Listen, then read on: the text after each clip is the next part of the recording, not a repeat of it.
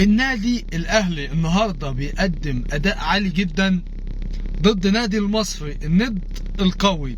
بس لك ان تتخيل عزيزي الزملكاوي ان بعد الاداء ده والماتشات دي والاهلي بيفوز على شباب بلوزداد 6-1 وبيفوز النهارده على النادي المصري 2-0، الجمهور بتاعه بينتقد لعيبه بمجلس اداره بمدير فني بمدير كوره، كل ده عشان خاطر ما وصلهمش نهائي كاس العالم للانديه.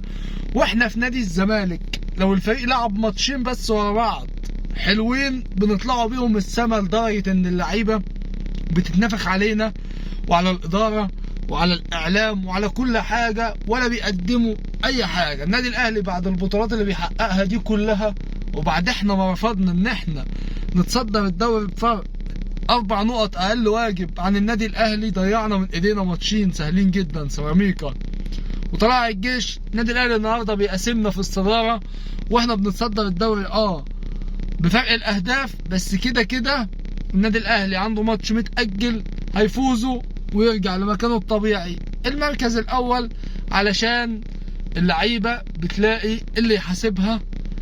مفيش اكتر من كده. النادي الاهلي النهارده بيفوز 2-0 والدوري بيضيع يا كابتن حسين لبيب. النادي الاهلي مبروك لجماهيره، وبتمنى ان احنا نتعلم منهم، بس فكره ان انت تضغط على اللعيبه بتاعتك وتنتقدها عشان تحس بالمسؤوليه شويه، مش اكتر من كده. ومبروك للنادي الاهلي وجماهيره.